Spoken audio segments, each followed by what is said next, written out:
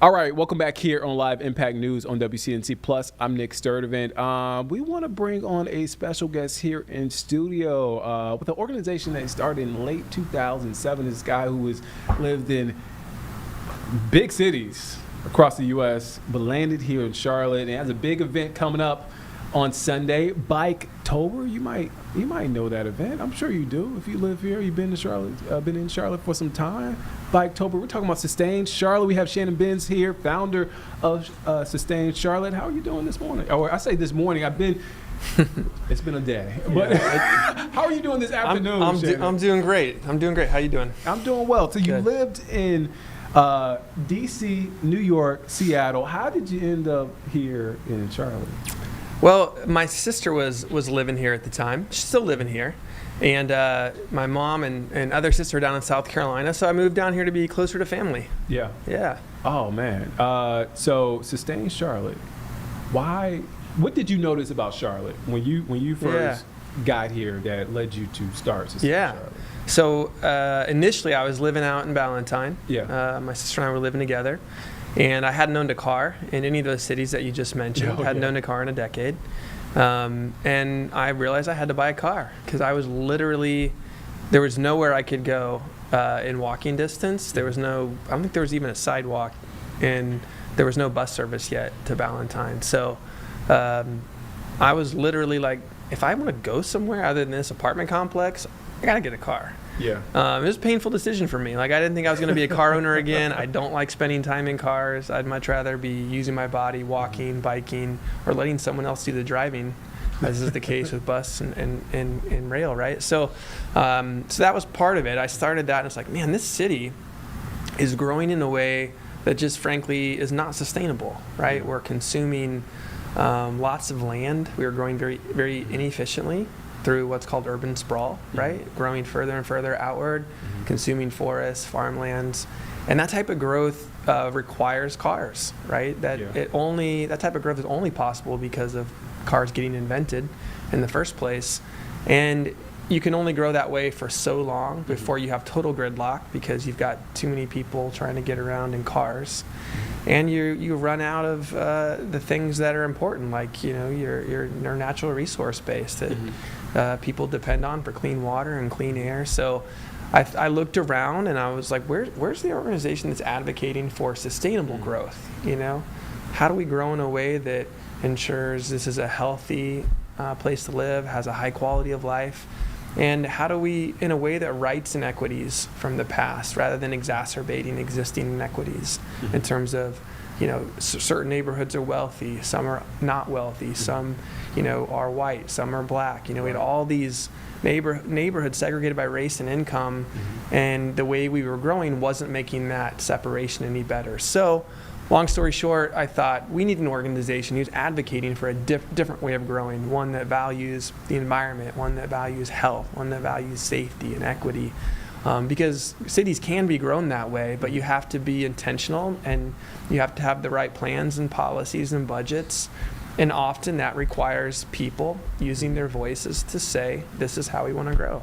And so that's what we try to do, is bring people's voices together to say, these are our values, this is how we want to grow. We want to have a high quality of life. We want it to be good for everyone here. We want to have clean air. We want to have ways to get around without having to get into a car for every trip. So. And that's all. It's constantly the conversation here in Charlotte. Yeah. I do want to ask two questions, but I'll start with this one. What was the reception here in the city like when you launched it? Overwhelmingly positive. I mean, that's the thing. I didn't set out to start an organization. Yeah. Like I wanted to just have an event, right, to get people to come together who had been thinking about these kinds of things a little bit, working on them, and come up with a vision for how we were going to grow. So I wanted to have a visioning workshop, basically. And that's really all I wanted to do. I didn't necessarily want to create an organization, but I stood up I decided, okay, I need to create a landing page so people can register for this visioning workshop, as I called it. And you know how, at least it used to be, and I guess most websites still have like a contact page. You can click here and it's an anonymous form, and you don't know who it's going to, but that's how you can contact the organization. Well, I put one of those in there, and the emails just started flying in. This idea of sustainability and sustainable development a lot of people wanted to talk about that. Hey, can I get coffee? I want to learn more about Sustain Charlotte, which I was just doing, on the side outside my full-time job as a volunteer thing. And it just pretty quickly snowballed and kind of took over my life. Like, there were so many people interested in talking about this and wanting to be part of it that I couldn't even reply to all the requests people had to meet. How many requests? Oh, I don't even know. But I looked back one day and I was like, man, that's a really important person I didn't know who that was at the time, but that's kind of a mover and shaker in town that I probably should have had coffee with, but I just didn't have the time. Yeah. So to answer your question, though, I think the interest was very strong, and I tell people a lot. I think the idea of Sustain Charlotte came along. It was one of those right time, right place. People were hungry for a more responsible, thoughtful way to grow than we were growing at that time. This was 2009-ish, 2010, and I think just that idea that I put out there was, again, people just really got behind that and said, yeah. And to be honest, part of why I started it is I was going around, going out socially at the time. I wasn't married yet, no kids. I would go out at night to different civic events, I'll call them, and it seemed like everywhere I went, people were expressing how unhappy they were with the way Charlotte was growing. Yeah. They didn't like the McMansion being built next door, or the changes, that were all around them, but they seemed helpless. They didn't know what to do about it. Right. I don't like the way the city's growing, but I'm just one person. What can I do? And so the idea was, well, if I can get all these people that feel that way to kind of work together and speak with a common voice, maybe we can actually shape how the city grows. We can change the trajectory to have it grow in a way that people really want, not just the people who are profiting off of the growth. What is, I guess, the second part of that question, does Sustain Charlotte have responsibility in not only the conversation, but what we're seeing right now when it comes to transportation, right? Yeah. Obviously, it's going to be on the ballot in November. But what is Sustain Charlotte's role in that? Yeah. So we've been at the tip of the spear, and we've actually been advocating for a dedicated source of revenue to make a significant investment in our transportation network for about a decade. We've been wanting to see something like this sales tax because, we have not been investing in our transportation system in a way that we need to keep up with our growth, right? I think what we're seeing is more and more congestion, right? It's taking longer to get places. And that's a natural result of growing your city in a way I mentioned earlier, for cars, right? Where you will sort of create car dependency when you grow the way that we've grown in that suburban, sprawling way. And if you don't, side by side with population growth, also invest in more efficient ways to get people around, then you're going to have problems, right? And so we knew that, we've known that, it's a well-known fact in the planning world, right? That if you don't plan and build efficient infrastructure, meaning walking, biking, transit, right? Those are just, all of those modes take far less space per person than a car, right? You think about one person in one car, how much space they require on the road. It's many, many times more than a person sitting on a bus or a train, and even a person on a bike or on foot is taking up a fraction of the space as the person in the car. So as cities get more dense and more people move there, you have to find more efficient ways to move people, or you'll have gridlock. So we've been advocates for those other ways of getting around, and we've been huge advocates for this sales tax increase. Because so totally on board. We're totally on board. We're out there talking about it every day, because if we don't do that, it's not just that we're going to maintain the status quo. Things are going to get far worse, because the population growth that we are experiencing today is more than ever. 157 people moving here every single day. So when you go to bed tonight, there's 157 more people living in the Charlotte area than when you woke up this morning or when you went to bed last night. And if we don't have other ways for those people to get around, those more efficient ways, most of those people are going to be getting into a car and hitting the streets. And that's just a recipe for more and more gridlock and more air pollution and water pollution and expense. That's the most expensive way to get around as well. And one of the ways, correct me if I'm wrong, it seems like you're promoting this is through Biketober. Biketoberfest, Biketoberfest. Absolutely. On Sunday. Talk about that. Yeah, so Biketoberfest was an event we started to show people that actually, when we have safe bike lanes and we have greenways, right? When we have basically safe, comfortable places to ride, as we do in South End and parts of Uptown and some of the surrounding neighborhoods. When we build safe places for people to bike, it's the most fun way to get around. Yeah. It's the most efficient. It's the easiest. You don't have to pay for parking. You can park right in front of the door, to wherever you're going.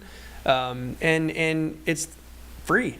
Once you buy your bike for a few $100, now your transportation's free. So cities all over the world have realized this. It's not like I came up with this, right?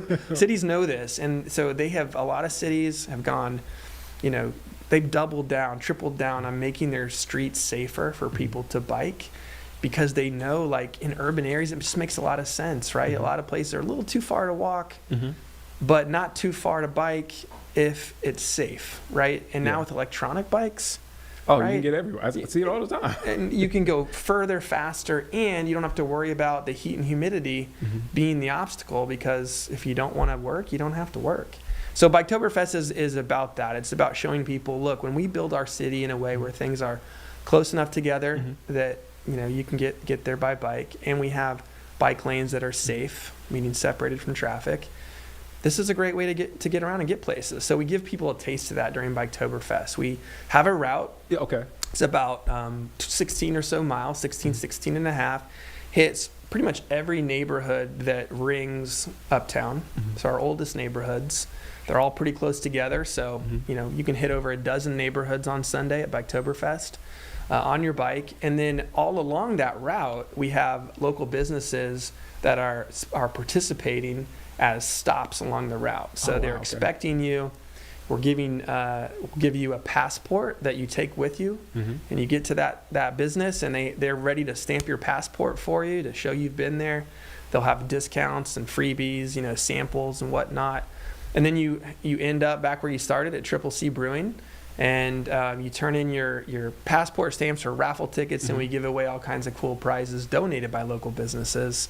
Have live music, all of that going on afterwards. So it's just a great community event. It's a great way to explore and discover new parks and greenways and businesses and neighborhoods in your own city that we find most people have never been to, right? We all have our work bubble and our home bubble, and maybe we move between those two bubbles. Go-to restaurant. Yeah, right? But with this, it's like, wow, we have people tell us all the time, I didn't know this neighborhood existed in Charlotte. I've never been on this greenway. Where did this park come from, And that's the best thing I think about this, is we really open people's eyes to what exists in their own city, because they're going places they wouldn't otherwise go. What do you look forward to? I know you are, from your perspective, and you're in planning, making sure everybody else is having a great experience. Yeah. What is your experience like? I mean, I have a great time too. I mean, I get out there on the route and I ride the whole thing, and I want to make sure that I want to see what's happening. How, is it working well for people? Are the businesses happy? Are the riders happy? I'm just out there to kind of make sure everybody's having a good time and has what they need, and then experience it myself. And we've got a team that's working really hard back at the office right now to put this all together. We're a small shop, but there's 4 people back at our office who are nose to the grindstone, putting all these pieces together. I thought you were about to say 4 people and 2 are here in studio. No, I'm number 5, okay. and DC over here is helping us get the word out. You're good, DC. He's helping get the word out. So yeah, but there's a small team, and so it's a lot of work to put this together. Yeah. But we know, if folks come out, they're going to have a great time. What time?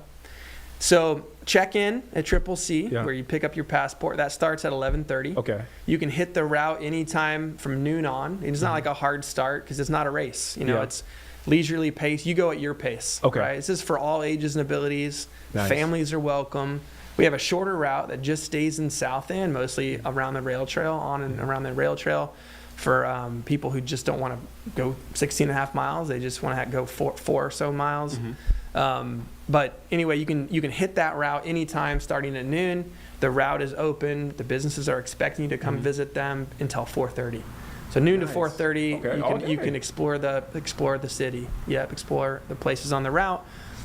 4:30 or so, we kick off the after party back at Triple C. So at that point, you can come back to where you started and, have a Biketoberfest beer. If you're a beer drinker, we Triple C brews a beer just for the event. Yeah. But of course, we'll have non-alcoholic options. We'll have an ice cream truck is going to be there.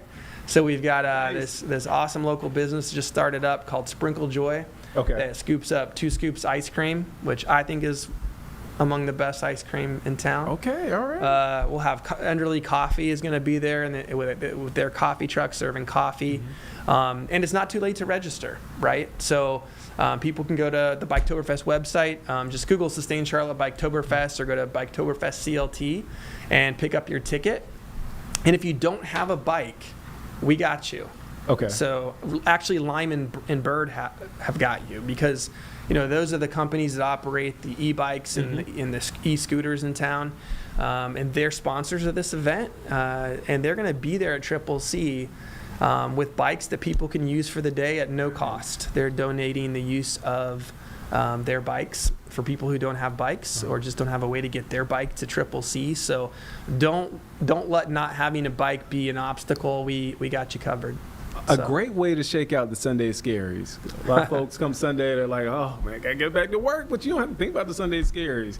You do the scavenger hunt. I mean, by the time you get home, look. Oh, and by the time you get home, you might have a new bike because we give away bikes at the after party. So Trips for Kids Nice. and Bike Source have donated bikes again this year. So not only do we have gift cards to all kinds of businesses and restaurants around town, but we actually give away a couple of bikes. So you definitely want to come to the after party as well. Oh man, check it all out this Sunday, Biketoberfest. Shannon Benz with Sustain Charlotte. Man, Shannon, thank you for your time, man. Thanks for having me on. You have to come back. We always tell I'd folks love you have to to. come back. Anytime. All right, we're going to take a quick break here on Live Impact News. We'll be back here in just 2 minutes. We'll be back here on WCNC Plus.